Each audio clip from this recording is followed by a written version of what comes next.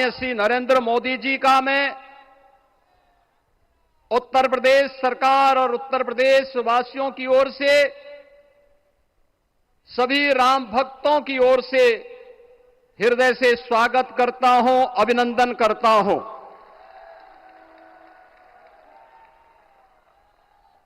इस अवसर पर अपनी गरिमामयी उपस्थिति से इस संपूर्ण कार्यक्रम के गौरव को बढ़ाने वाले हमारे विचार परिवार के मुखिया आदरणीय सरसंघ चालक जी का भी मैं सभी राम भक्तों की ओर से हृदय से स्वागत और अभिनंदन करता हूं।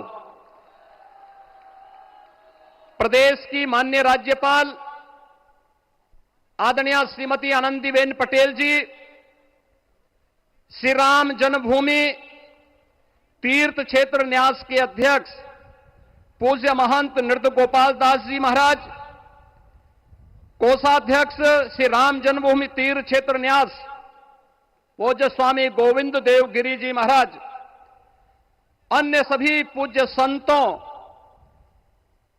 और आप सभी उपस्थित अतिथियों का इस आयोजन में हृदय से स्वागत करता हूं, अभिनंदन करता हूं।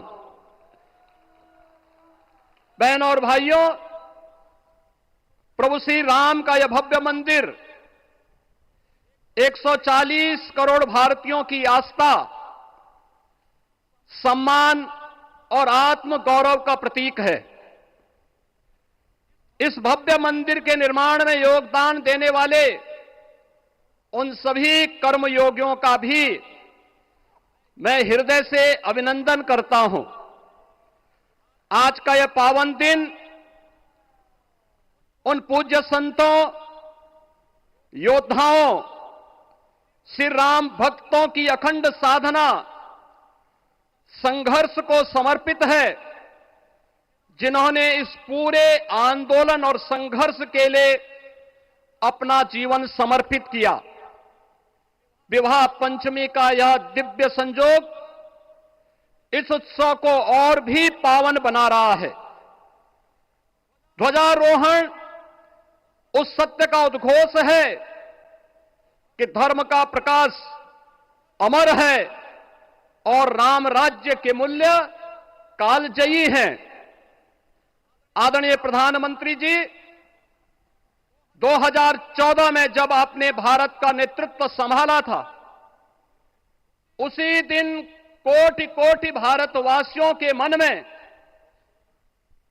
उनके हृदय में यह संभावना, यह संकल्प और विश्वास का सूर्योदय हुआ।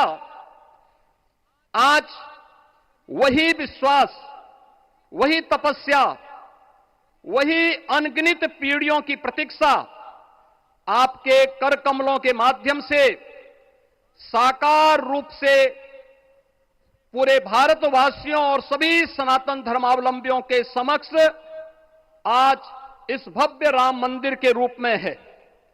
श्री राम मंदिर पर फहराता यह केसरिया ध्वज धर्म का प्रतीक है, मर्यादा का प्रतीक है, सत्य, न्याय और राष्ट्र धर्म का भी प्रतीक है। यह विकसित भारत की संकल्पना का प्रतीक भी है, क्योंकि संकल्प का कोई विकल्प नहीं। और पिछले 11 वर्ष में बदलते हुए भारत को हम सब ने अपनी आंखों से देखा है। एक नया भारत का दर्शन हम कर रहे हैं, जहां पे विरासत और विकास का एक बेहतर समन्वय इसे एक नई ऊंचाई की ओर प्रदान कर रहा है। तो नहीं दरिद्र कोहु दुखी न दीना, नहीं कोहु अबुद न लक्षण हीना।